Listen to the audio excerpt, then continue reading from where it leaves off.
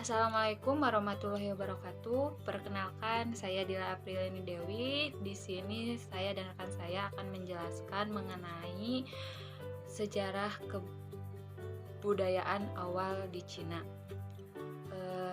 Di mana video ini disusun untuk memenuhi tugas mata kuliah Sejarah Asia Timur yang diampu oleh Bapak Oka Agus Kurniawan, Sapab, SPD MPD.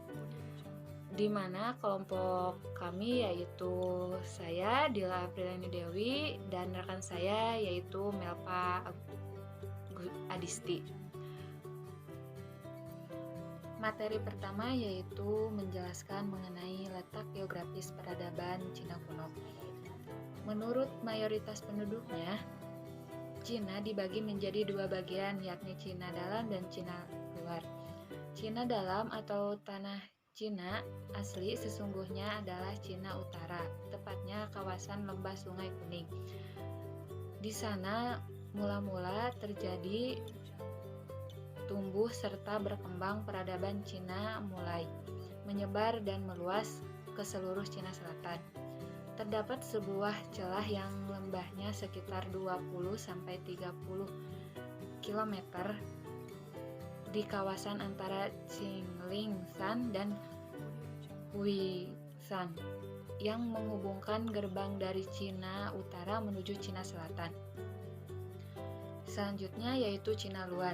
Cina luar merupakan istilah yang diberikan pada daerah Cina di mana daerah tersebut ditinggali oleh orang-orang Cina sebagai minoritasnya, meliputi daerah Tibet, daerah Xinjiang atau Turkistan Timur, Mongolia dalam, Mongolia luar, dan Manchuria.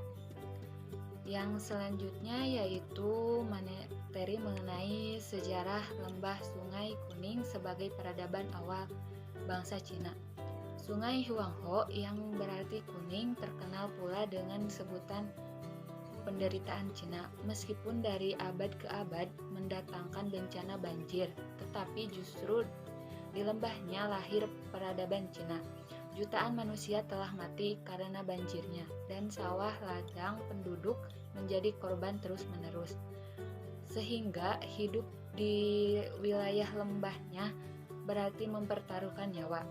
Lembah Sungai Kuning merupakan daerah di sepanjang aliran Sungai Huanghe. Mata airnya ada di tanah tinggi Tibet atau provinsi Qinghai, dan setelah menempuh jarak ke arah timur sepanjang 4.700 km, sungai itu bermuara di Teluk Chihil atau Pohai, suatu bagian dari Laut Kuning. Sungai Yangtze dinamakan pula Changqian, yang artinya sungai panjang. Memang seluruh Asia, Sungai Yangtze adalah yang terpanjang. Sumber airnya seperti Huanghe ada di Tibet. Peradaban lembah Sungai Kuning, Sungai Huanghe, jika banjir warna lumpurnya kuning. Itulah sebabnya mengapa disebut dengan Sungai Kuning. Sekian yang dapat saya sampaikan. Untuk materi selanjutnya saya persilahkan kepada rekan saya. Assalamualaikum warahmatullahi wabarakatuh. Saya Melpa Adisti dengan nomor NPM 202171005 akan menyampaikan materi yang selanjutnya mengenai hasil-hasil kebudayaan peradaban awal Cina. Nah, berdasarkan sudut pandang kebangsaan, masyarakat Cina bukanlah masyarakat yang homogen, melainkan masyarakat majemuk beserta kultur budaya yang majemuk pula. Beberapa hasil kebudayaan yang lahir dari peradaban awal di Cina, yakni yang pertama ada bahasa atau tulisan. Tulisan kuno diperkirakan sudah ada sejak zaman dinasti Shang. Terdiri dari tulisan-tulisan piktograf, yaitu huruf yang berupa gambar atau lambang. Kemudian dialek bahasa yang digunakan adalah Kuanhua atau yang biasa disebut dengan bahasa Mandarin, merupakan dialek bahasa yang digunakan di sebagian besar Cina asli dan suku bangsa Manchuria serta provinsi-provinsi Cina Utara. Yang kedua, sistem pengetahuan. Pada saat itu, masyarakat percaya bahwa hubungan antara astronomi dengan peninggalan-peninggalan yang didasarkan pada peredaran bulan dan matahari. Astronomi juga dipergunakan sebagai sebuah ramalan yang berkaitan dengan kehidupan manusia seperti perekonomian, hasil pertanian, nasib, dan sebagainya. Kemudian hasil kebudayaan yang ketiga yakni sistem kepercayaan dan filsafat.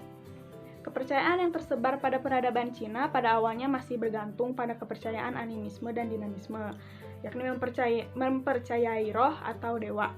Namun dari segi filsafat, peradaban Cina mengalami kemajuan setelah memasuki masa dinasti Zhou, di mana lahir 3 ahli filsafat di sekitar lembah Sungai Kuning, yakni yang pertama filsafat Tao dengan ajarannya merupakan kepercayaan bahwa segala sesuatu di alam raya ini berjalan menurut kodratnya dan bersifat kekal.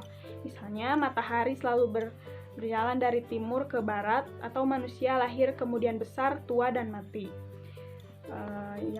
Yang kedua yakni Kongfuzi mengajarkan ajaran Konghucu, di mana di dalamnya terdapat seni berpikir dan sikap hidup yang harus dimiliki oleh seseorang yang harus bijaksana dan arif.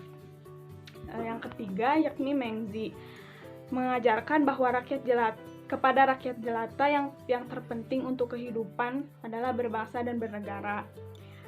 Kemudian hasil kebudayaan yang keempat yakni sistem mata pencaharian. Peradaban Cina yang dikenal dengan sumber daya alamnya yang melimpah menyebabkan kemajuan kebudayaan yang cepat dan beragam. Mengalirnya kedua sungai merupakan sumber kehidupan dengan cara bercocok tanam dan berternak. Kemudian yang kelima ada seni bangunan. Pada bidang ini, bangunan-bangunan Cina kuno telah mencapai keahlian yang luar biasa. Hal tersebut terbukti pada seni-seni bangunan yang berhasil dibuat, seperti satu kuil langit adalah kuil yang dibangun untuk menghormati dewa. Yang kedua ada tembok Cina. Tembok besar Cina dibangun pada masa dinasti Qin. Kemudian yang hasil kebudayaan yang terakhir adalah sistem kemasyarakatan atau pemerintahan. Pemerintahan Cina kuno ada 2 macam sistem, yaitu pemerintahan feodal dan unitaris. Pada pemerintahan feodal, kaisar tidak menangani urusan secara langsung kenegaraan karena kedudukan kaisar bersifat sakral.